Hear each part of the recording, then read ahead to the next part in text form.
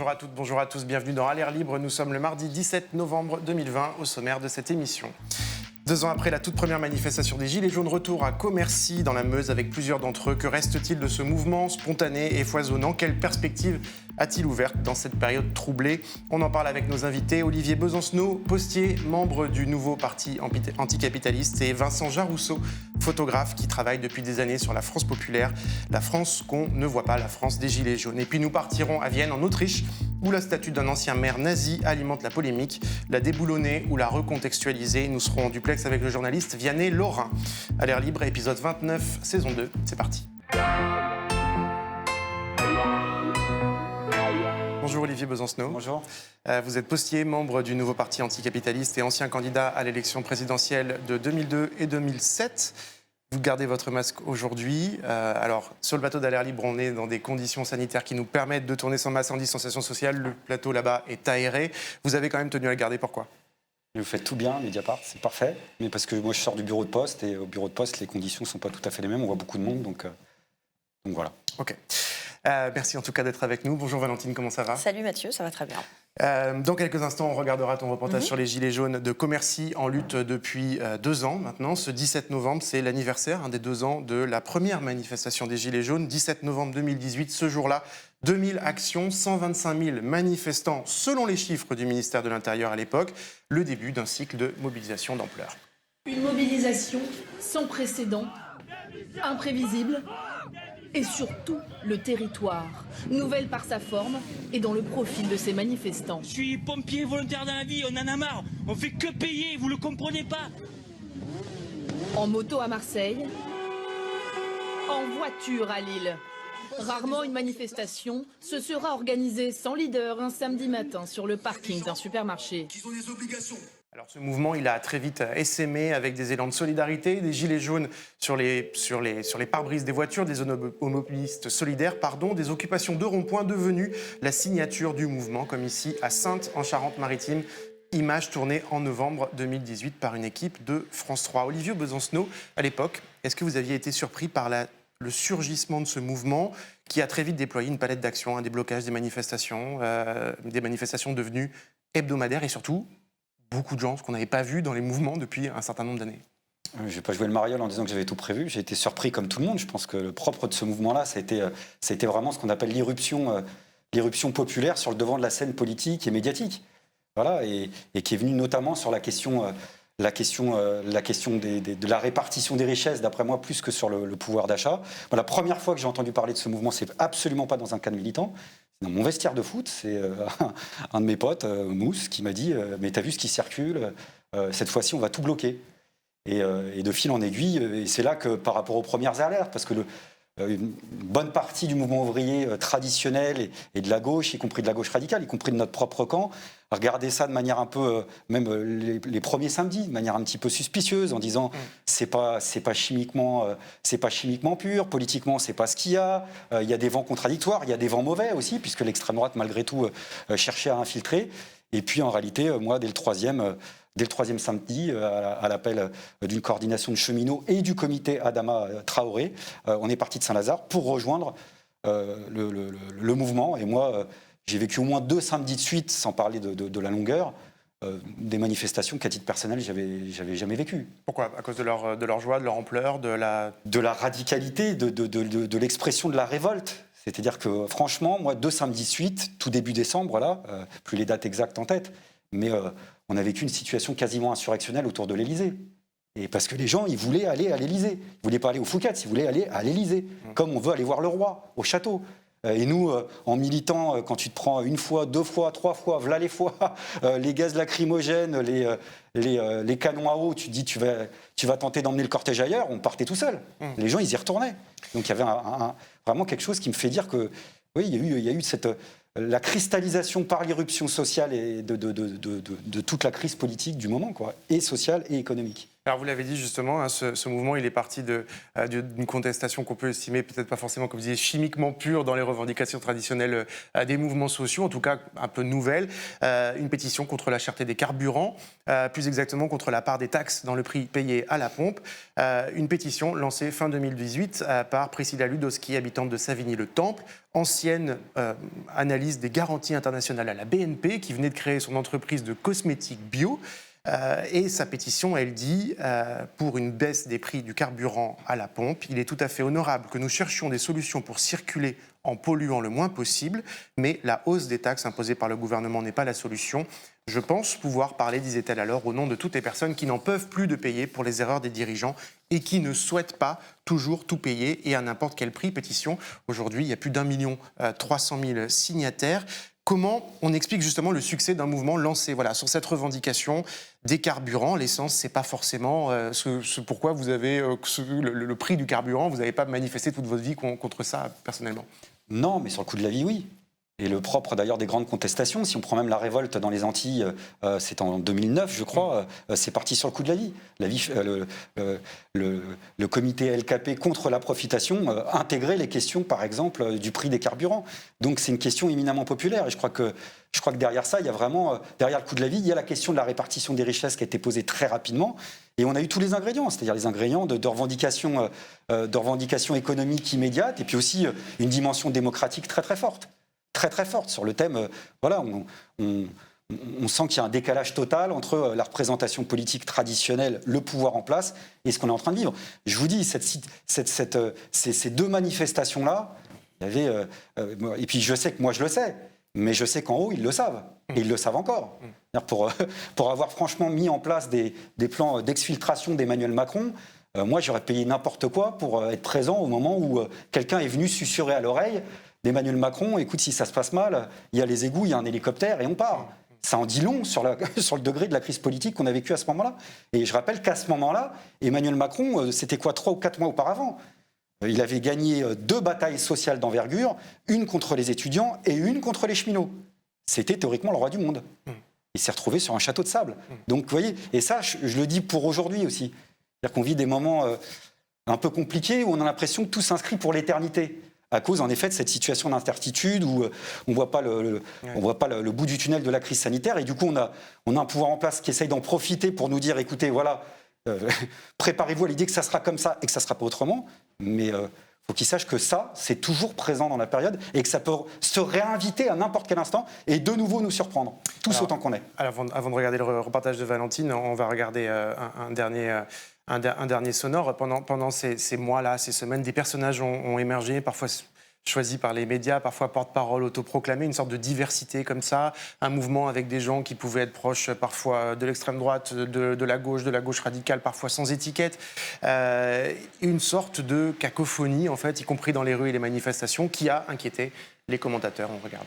On est plus sur des électorats plus radicaux, puisque quand on écoute les gens qui se sont commencés à se mobiliser, ils expliquent que la question des carburants était la goutte d'eau qui avait fait déborder le vase d'une colère qui était plus vaste. Donc c'est des gens qui sont en colère. Disons-le clairement et sans vouloir généraliser, derrière les gilets jaunes, il y a des gilets bruns. C'est une partie du mouvement, une partie seulement, mais il y a venus de cette mouvance d'extrême droite des figures, des porte-paroles qui structurent et représentent les gilets sur les plateaux télé et qui ne disent pas toujours publiquement d'où ils viennent et ce qu'ils pensent.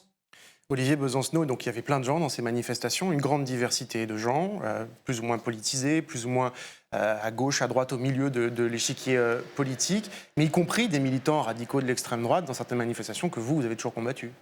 Oui, qu'on a combattu, y compris dans le mouvement, mais qui ne sont pas restés jusqu'au bout du mouvement, parce que la dynamique propre de la lutte de classe a fait en sorte qu'il y ait une politisation, comme à chaque fois d'ailleurs, à chaque fois qu'il y a un grand mouvement dans l'histoire, il y a des exploités, des opprimés, des anonymes qui apprennent en quelques semaines ce qu'on n'apprend pas au cours de sa vie tout entière d'ordinaire. C'est ça qui s'est produit pendant ce mouvement, il y a des gens qui sont venus de certains horizons. Absolument, et d'ailleurs une partie de l'extrême droite qui l'a analysé en disant ce mouvement nous a échappé.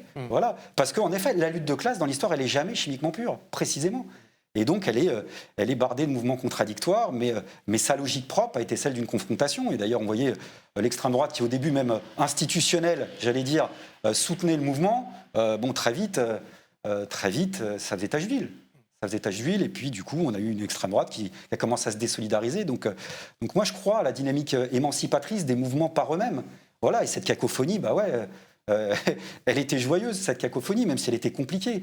Mais elle a inscrit des choses extrêmement présentes. Par exemple, la séquence qu'on a vécue maintenant quasiment il y a un an, jour pour jour, c'est-à-dire la grande grève qu'on a connue sur la question des retraites il y a un an, on sentait que le mouvement des Gilets jaunes était passé entre deux. Pourquoi ? Dans les formes d'action. Dans les formes d'action, dans les piquets de grève qui rappelaient un petit peu les occupations des ronds-points, dans les manifestations, dans la détermination dans les manifestations. On retrouvait un peu l'ambiance. Et d'ailleurs, il y a eu cette convergence, cette alliance qui s'est faite au fur et à mesure. En revanche, il y a eu beaucoup de retard à l'allumage du côté du mouvement ouvrier traditionnel, syndical et politique, et j'inclus toutes les familles politiques. Et au début, un grand rendez-vous manqué. Précisément parce que... Vous l'expliquez comment, ce grand rendez-vous manqué qui probablement a encore des traces aujourd'hui ? Parce que je crois qu'on n'aime pas ce qui... Dans les organisations traditionnelles, on n'aime pas ce qui nous échappe. Ça devrait être une question existentielle. Il y avait y compris une contestation des responsables de la gauche, des militants syndicaux. Bien sûr. Mais bon, moi, à titre personnel, pour moi, l'organisation n'est pas une fin en soi. Le parti n'est pas une fin en soi. Moi, je crois à la nécessité d'un changement radical de la société par la révolution, parce que je ne crois pas que la possibilité d'additionner les réformes suffise pour changer et améliorer notre condition d'existence. Maintenant, mon objectif, c'est une société meilleure, ni plus ni moins. Et donc, ce qui me fait vibrer, parce que c'est la condition de ce changement de société, c'est précisément d'être dépassé. Moi, je me bats, à titre personnel, pour être dépassé. Et c'est quand tu commences à être dépassé que c'est compliqué. Objectivement, ça pose plein de questions. Je ne dis pas que c'était simple, loin de là. Mais c'est à ce moment-là que ça commence à sentir bon. Alors, Olivier Besancenot, vous restez bien sûr avec nous. On va regarder le reportage de Valentine. Valentine, tu es partie ce week-end à Commercy, dans la Meuse, à la rencontre de Gilets jaunes, pour certains toujours mobilisés et qui se sont organisés. Oui, en fait, souvenez-vous, à Mediapart, en janvier 2019, Mathilde Gohanec et François Bonnet avaient rencontré les Gilets jaunes de Commercy. On avait même consacré une émission spéciale à ce groupe très actif dans le mouvement, car ce sont eux qui avaient lancé 2 appels pour faire grossir leur rang. Notre deuxième appel s'adresse à tous les Gilets jaunes, à toutes celles et ceux qui ne portent pas encore le gilet, mais qui ont quand même la rage au ventre. On se souvient aussi de leur reprise façon gilet jaune du chant des partisans.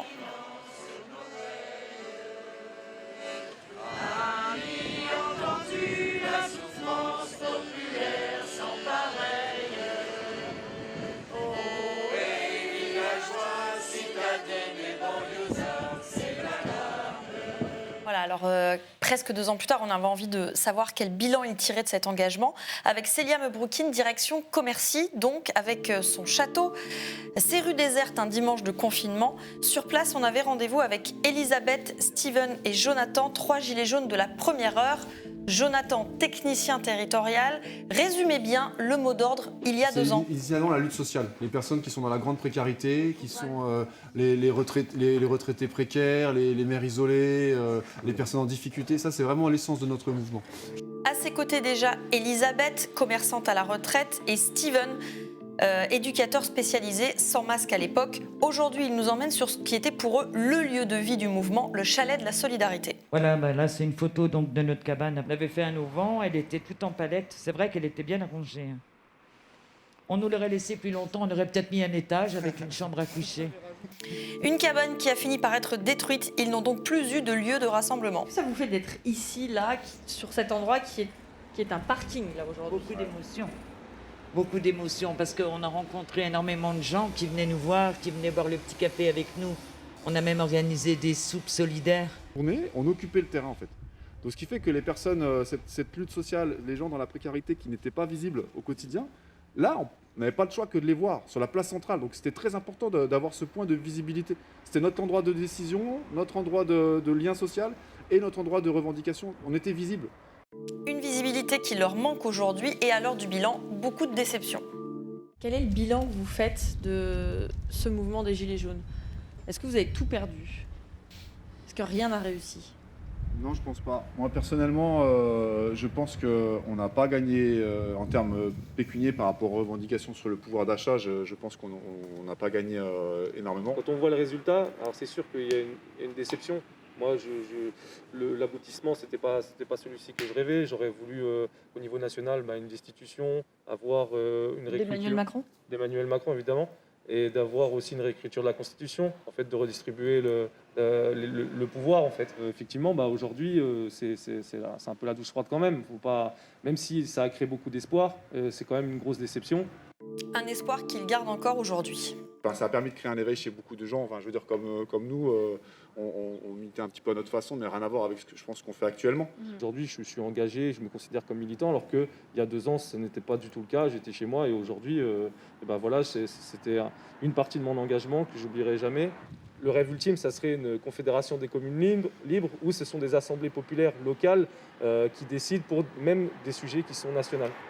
Alors, ce rêve ultime dont parle Steven, il a un nom, c'est la mairie de Commercy, car les 3 qu'on a vus, Elisabeth, Jonathan et Steven, avaient monté une liste citoyenne, mais n'ont obtenu aucun siège à quelques voix près, disent-ils. Alors forcément, quand on est passé devant le château qui abrite la municipalité, eh bien, ça faisait un peu mal. Pour moi, personnellement, le château, c'est quand même un symbole un peu aristocratique, comme ça, qui montre le pouvoir un peu de la bourgeoisie sur la ville. Je trouve que c'était un symbole assez important si on avait pu le reprendre pour pouvoir redonner le pouvoir aux habitants.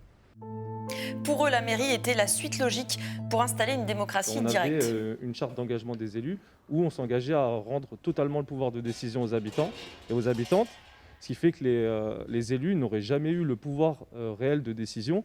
On s'était vraiment engagé à redonner le pouvoir de décision aux habitants et aux habitantes à travers cette assemblée citoyenne. Alors aujourd'hui, Elisabeth, Steven et Jonathan se disent toujours gilets jaunes et surtout toujours en colère. Les gilets jaunes font peur ou ont fait peur dans certaines régions. Parce que c'est vrai, comme dit John, il y a eu des blessés, il y a eu des gens meurtris, il y a eu des gens en souffrance. Peut-être plus appeler notre mouvement Gilets jaunes, mais juste une France en colère. Parce qu'il y a vraiment des choses à revendiquer, il y a encore des choses, il n'y a rien qui bouge en fait. Et maintenant, il faudrait qu'on se mette tous d'accord pour dire qu'on est une France en colère, dans beaucoup de domaines. Olivier Besancenot, une France en colère 2 ans après, la colère, aussi la déception. C'est ce que vous dites, la colère est toujours là, la colère, elle est toujours présente. Ouais, moi, j'ai aucun doute là-dessus. J'ai même, d'ailleurs, de façon un peu présomptueuse, aucun doute sur le fait que cette colère va se réinviter dans la situation politique, sociale. Parce que tous les ingrédients sont là. On parlait de l'aspect multiple au niveau social des différents secteurs qui étaient représentés. Vous regardez ce qui se passe aujourd'hui chez les petits commerçants et les artisans qui risquent de se retrouver la clé sous la porte avec des drames. Là, on discutait avec un restaurateur, Mathieu de Carhaix, qui m'expliquait qu'il y a des suicides en ce moment chez les commerçants. Et voilà. Et ce secteur-là, je peux vous dire que la colère, elle est toujours présente. La question, c'est en effet le décalage entre cette contestation-là et les perspectives politiques. Et pour moi, les perspectives politiques, c'est pas que le relais institutionnel, parce que ça aussi, je pense qu'on en a un peu soupé. La question, c'est de trouver cette alliance, cette complémentarité entre la radicalisation sociale et la radicalisation politique. Et moi, je fais pas partie de ceux qui pensent que la politique produite par ce mouvement n'a pas eu lieu, voilà, qu'elle serait partie dans le sable. Il y aura un effet peut-être différé, comme l'ont dit certains en d'autres temps sur d'autres séquences sociales, mais je pense qu'elle existera d'une manière ou d'une autre, en se brassant à d'autres expériences. Le mouvement aussi, là, il était confronté à ses propres limites, comme le mouvement ouvrier traditionnel est confronté à ses propres limites. Et ça pousse à des alliances, à inventer des formules ensemble. Et puis surtout qu'on est confronté à un adversaire de poids, parce que les 2 ans qu'on célèbre aujourd'hui, on le célèbre avec la loi de sécurité globale, où on prétexte le contexte ambiant de la crise sanitaire et des attentats qui viennent une nouvelle fois endeuiller la population pour faire passer un projet de loi qui n'a rien à voir et qui est ni plus ni moins qu'une forme de réponse politique, entre autres, à la contestation des Gilets jaunes et des violences policières qui ont été filmées, alors qui n'ont pas lieu que dans ces contestations-là, elles ont lieu aussi dans les quartiers populaires. Mais là, depuis 2 ans, dans ces contestations, d'interdire le fait de pouvoir filmer ces violences qu'on a vu tourner en boucle pendant le mouvement des Gilets jaunes, ça, c'est une réponse politique du pouvoir en place. Donc on sera tous condamnés à chercher à sortir de cette situation qui, pour l'instant, en effet, est plutôt nauséabonde. Alors, on va en parler justement des violences policières dans un instant. Merci, Valentine, pour ce reportage. On va accueillir, vous allez faire le petit échange. On va accueillir Vincent Jarousseau. Bonjour Vincent, prenez votre temps. Bonjour. Est-ce que ça va? Vincent Jarousseau, bonjour, vous êtes photographe. On voit votre travail souvent sur Mediapart. On va voir aussi quelques images de votre travail photographique en Lorraine, dans le Pas-de-Calais, le Gard, depuis plusieurs années, que vous avez raconté dans 2 romans photos qu'on montrera tout à l'heure, L'illusion nationale et les racines de la colère, publiés aux éditions des Arènes. Une France qui subit, qui ne s'en sort pas, qui vit la désindustrialisation et le chômage, l'absence de mobilité aussi souvent. Est-ce que les Gilets jaunes exprimaient souvent, c'est-à-dire la difficulté de concilier fin du monde et fin du mois, cette idée que oui, on sait qu'il y a une urgence écologique, mais comment on fait dans notre vie pour finalement tout simplement s'en sortir à la fin du mois. Qu'est-ce qui vous inspire le reportage de Valentine que vous avez vu ?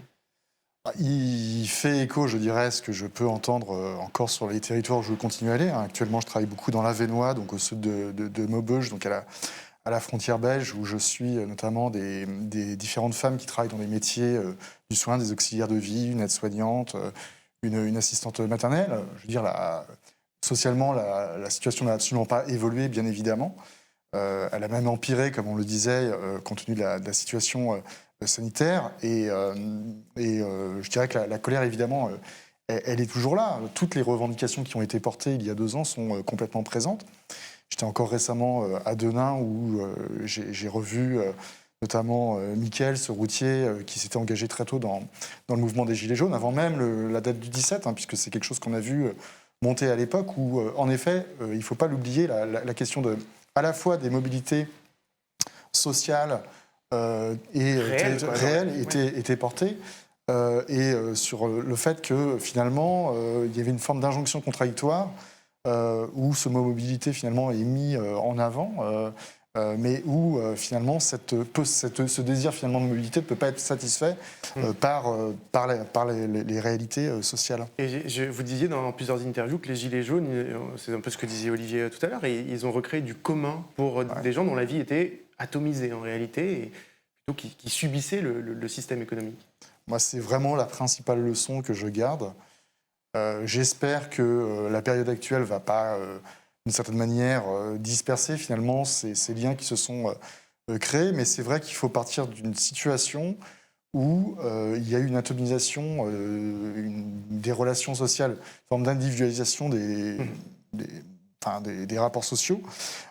Et finalement, ce mouvement, il a recréé des liens du commun entre une France finalement qui s'était éloignée des cadres de discussion. Et c'est tout à fait symptomatique que ce mouvement soit né principalement sur ces territoires un peu, les territoires périurbains, on va dire, pour faire vite, où généralement il y a assez peu de lieux pour se réunir, peu d'endroits pour parler, où finalement on s'est réunis autour des ronds-points, puisque finalement c'était les seuls endroits où on pouvait discuter et où on a fait finalement de la politique au sens noble du terme. Et je pense que je traduis vraiment ce mouvement comme un réinvestissement extrêmement fort du terrain politique. Alors évidemment, ça a effrayé d'une certaine manière l'establishment politique, y compris à gauche. Je veux dire, c'est pas tout le monde était un peu paumé au début, mais finalement, j'ai trouvé ça plutôt assez rassurant que la classe politique assez largement soit complètement larguée, y compris l'extrême droite, il faut le dire.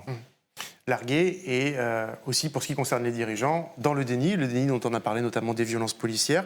2 ans plus tard, le gouvernement refuse toujours de parler de violences policières, mais les chiffres sont là. Selon Allo Place Beauvau, une recension précise des violences policières réalisée par notre ami et confrère David Dufresne, 964 signalements de violences policières pendant ces 2 ans de Gilets jaunes, 4 décès, 346 blessures à la tête, 30 éborgnés, 5 mains arrachées pour 73 plaintes seulement suivies par l'inspection générale de la police nationale, la police des polices, et 5 condamnations, autre des comptes de David Dufresne dans son autre module Allo IGPN que vous pouvez aussi consulter sur Mediapart.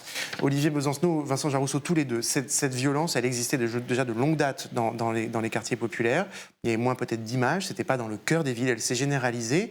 Est-ce que les Gilets jaunes a marqué pour ça un point de rupture et peut-être des connexions entre des publics qui pouvaient avoir des chemins plutôt parallèles avant ?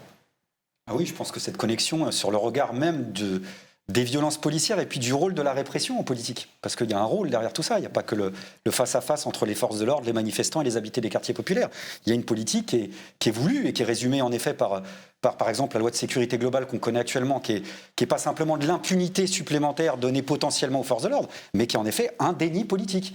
Alors dont on pourrait presque rire, c'est Walidia, l'humoriste, qui dit c'est quand même curieux que les mêmes qui nous expliquaient que les violences policières n'existent pas, on n'aura pas le droit de les filmer. C'est quand même assez étrange, en effet. Mais Jean-Michel Fauvergue, le rapporteur de texte, parle aussi de guerre des images qu'il faut mener, remporter. Et derrière ça, ça en dit long du cours autoritaire qui s'organise à bas bruit. Parce qu'il ne faut pas croire que c'est pas pensé, c'est réfléchi. Le déni a une fonction politique dans justement ce contexte qui consiste et ça rejoint la question, à organiser un contrôle politique de l'ordre social. Et je crois que beaucoup ont commencé à comprendre ça, parce que derrière ça, il y a des choix politiques. Prenons les problèmes de l'heure. On parlait de ces liens, ce commun qui s'est constitué. Par exemple, dans le premier confinement, il y a eu énormément d'actions, d'entraide et de solidarité, notamment dans les quartiers populaires, avec des maraudes, des fabrications de masques. Et on a retrouvé, entre autres, des Gilets jaunes se joindre aux associations de quartier. Et je veux dire, à ce moment-là, on a senti qu'il y avait cette solidarité. Au moment où on parle, le gouvernement a fait baisser de 11% le budget d'aide alimentaire. 8 millions d'euros d'économies sur ce budget-là, alors qu'il y a des gens, on l'a dit tout à l'heure, qui savent même pas comment joindre les deux bouts. Moi, je le vois là, sur mon bureau de poste où je travaille, il y a des gens qui survivent. Il y a des gens qui survivent. Voilà. Et le même gouvernement a pris 4 millions d'euros pour des menottes supplémentaires pour les forces de l'ordre, 4 millions pour acheter des drones, 3 millions pour des gaz lacrymogènes, 2 millions pour des LBD.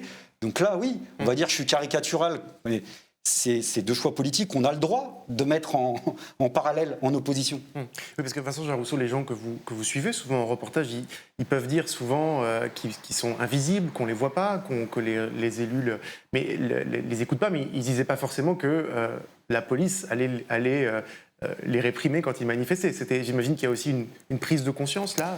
Disons que ce qui était... moi, j'ai suivi un certain nombre de samedis, contrairement à Olivier Besancenot, plutôt dans les salons et les cuisines de Gilets jaunes qui ne participaient pas forcément à tous les samedis, mais qui étaient associés, qui allaient plutôt sur les ronds-points le soir. Ils n'allaient pas jusqu'à Paris, en fait. Hein. Et j'ai vécu aussi cette perception de la répression policière vue sur les écrans de télévision, sur les directs live des chaînes d'information continue. Et le but produit par ces images, il est extrêmement clair, c'est d'empêcher toute forme de revendication, toute forme de débouché, d'une certaine manière, aux revendications politiques. Et c'est vrai que c'est très clairement, même si c'est un mouvement qui s'est étalé dans la durée, on l'a bien vu, assez rapidement, la masse de novembre-décembre c'est quand même considérablement réduite au bout de quelques mois, parce qu'il y a eu cet effet de sidération par rapport aux violences, et que tout le monde n'avait pas forcément envie de se confronter à cette violence, qui n'existait pas que dans les rassemblements urbains, mais aussi sur les ronds-points, il faut quand même le signaler. Moi, j'ai assisté à des scènes en rase campagne, où, pour dégager un rond-point, on envoyait les gendarmes mobiles, et on y allait aussi. Et là, il n'y avait personne pour filmer, pour le coup. Si on se projette un peu sur la prochaine échéance, même si les élections ne font pas tout, mais la prochaine échéance présidentielle 2022, les gens qui ont participé de près ou de loin au mouvement des Gilets jaunes, politiquement, qu'est-ce que ça peut donner ? Est-ce que ça les fait s'engager politiquement ? Est-ce que la colère est telle qu'elle peut aussi s'exprimer en se portant sur des candidats qui veulent aussi en finir avec la démocratie représentative ? Enfin, je veux dire, comment vous voyez les choses ? Moi, je suis plutôt assez pessimiste sur une possibilité de déboucher, quel qu'il soit. Il y a vraiment une fracture extrêmement forte entre le monde politique, parce que c'est comme ça qu'il est perçu d'une certaine manière. C'est comme ça que je l'entends, en tous les cas, comme un tout. Y compris les représentants de gauche, y compris les partis de gauche. Je crois qu'on l'a vu, de toute façon, il y a eu des élections intermédiaires, il y a eu le niveau de participation que vous savez, certes dans un contexte particulier au moment des élections municipales, et en l'état, toute la difficulté, si vous voulez, c'est que malheureusement, une grande partie du débat politique, finalement, il n'est pas porté par une certaine forme d'utopie. Je veux dire, y compris à gauche aujourd'hui, il y a une incapacité finalement à dresser des perspectives qui soient, je dirais, qui correspondent à des aspirations populaires larges. Olivier Besancenot, est-ce que l'offre politique aujourd'hui à 2 ans de la présidentielle, est-ce qu'à moins de 2 ans d'ailleurs, est-ce qu'elle peut représenter les aspirations de ces gens-là ? À l'offre, il y en a.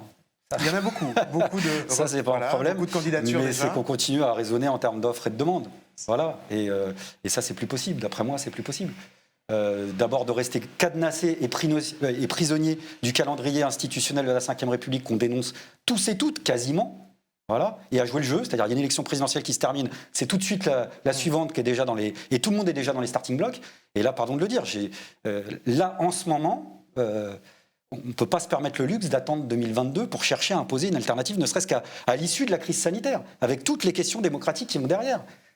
ne serait-ce que de résister là maintenant et d'empêcher que le projet de loi de sécurité globale passe. On parle jusqu'à 3... J'ai lu 4 ou 5 fois le truc pour voir si c'était vrai. Jusqu'à 3 ans de prison pour participer à des occupations d'université. Toutes les grandes séquences de ce pays, où on a eu des acquis sociaux, soit en termes d'augmentation de salaire en 68, soit comment empêcher une réforme, une contre-réforme libérale sur la sécurité sociale en 95, soit pour empêcher le contrat de première embauche sous Villepin en 2006, à chaque fois ça a commencé par des mobilisations étudiantes et notamment des occupations d'université. Donc j'espère que chacun comprend quand on est... à gauche. Je sais qu'il y en a quand même malgré tout beaucoup qui le comprennent, mais je crois qu'il faudrait que sur la base de nos pratiques, on comprenne en effet la portée qui nous oblige de remettre tout à plat. Et depuis le mouvement des Gilets jaunes, il y a en plus la crise sanitaire qui remet les choses quand même à un niveau d'urgence et de bifurcation. Voilà. Et je sais que tous ceux qui nous regardent doivent se dire, bon, est-ce qu'on va y arriver, pas y arriver? C'est vrai que c'est compliqué, qu'on a tous le droit de douter, mais ce n'est pas le moment de lâcher. Parce que là, il y a des vents mauvais, mais des vrais vents mauvais. La bataille de l'hégémonie politique sur les plateaux des chaînes télévisées continue. On voit les conséquences redoutables de la fragmentation, de la division. Donc là, il faut qu'on se reprenne un temps soit peu et qu'on comprenne qu'y compris derrière ce mouvement, il y avait l'attente, l'espoir qu'on en finisse avec cette forme de démocratie tronquée où tout vient d'en haut et on arrive à se représenter nous-mêmes. Et que du coup, personne n'est indispensable. Et qu'il faut assurer des formes d'auto-représentation politique aussi, et pas en avoir peur. Et que le problème à gauche, c'est pas d'abord les premiers rôles. C'est savoir comment on essaie de répondre ensemble avec tous ces mouvements écologiques, les mouvements féministes, les mouvements dans les quartiers, qu'on essaie de répondre ensemble à voilà, chercher à écrire une histoire. Voilà, une histoire. Macron-Le Pen en 2022, c'est déjà écrit avec une gauche atomisée. Non, moi, je pense que rien n'est écrit. C'est possible. Mais rien n'est écrit. Qu'est-ce qui peut surgir? Tout est possible. Mais tout est possible. Et Macron peut se prendre les pieds dans le tapis, l'extrême droite peut passer à côté. Tous ceux qui pensent, c'est pour ça qu'il faut vraiment s'interroger sur le début de l'émission. C'est qu'on a tous été surpris au début de ce mouvement. Tous. Voilà. Et ça, je crois qu'il faut le garder. L'irruption événementielle, elle est plantée dans le décor. Mais le problème, c'est d'assumer les responsabilités politiques que ça implique, les remises en cause. Et moi, j'en prends ma part.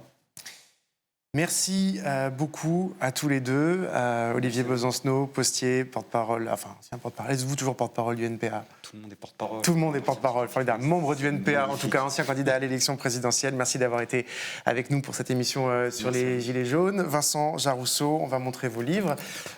Les racines de la colère, voilà. Donc c'est des romans photos, hein? BD photographique ou roman photo documentaire. Moi j'aime bien les romans photos, alors c'est pour ça que j'appelle ça un roman photo. Oui. Et L'Illusion nationale, 2 ans d'enquête dans les villes du Front National, aux éditions Les Arènes. On vous encourage à les lire et on vous retrouve aussi sur Mediapart. Vous publiez régulièrement vos reportages sur Mediapart. Merci à tous les deux. Prenez soin de vous. Prenez soin de vous, voilà, vous aussi qui nous regardez. On part maintenant en Autriche.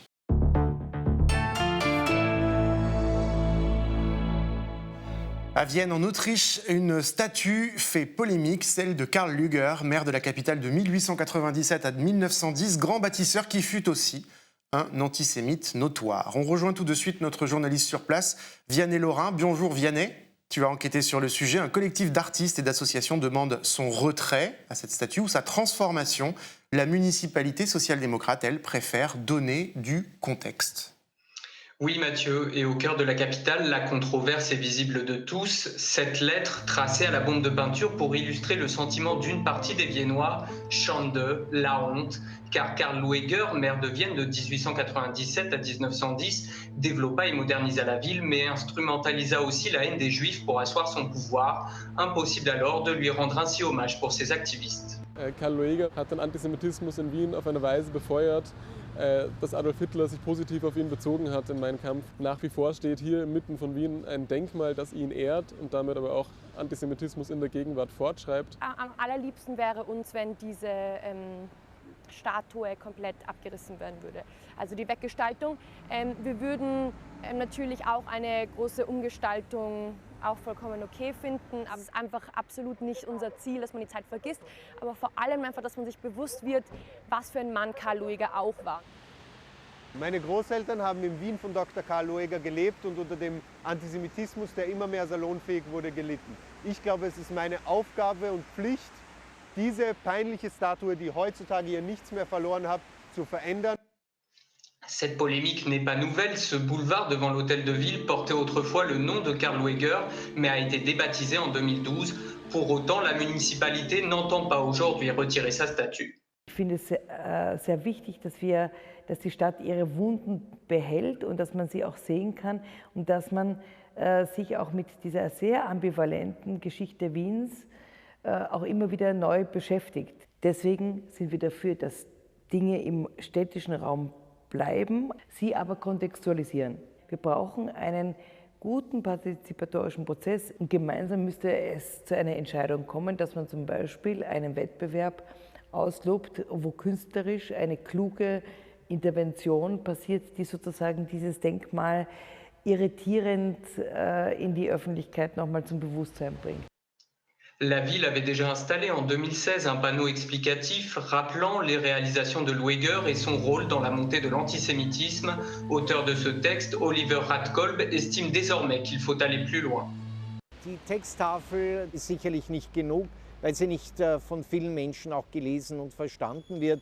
Ich glaube, es ist wichtig, ein klares künstlerisches Zeichen zu setzen durch eine Umgestaltung, um mit einem Blick zu erkennen, dass Lueger auf der einen Seite ein Antisemit war, der auch andere Vorteile bedient hat, aber gleichzeitig ein wichtiger Bürgermeister für die Entwicklung einer großstädtischen Infrastruktur in Wien um die Jahrhundertwende.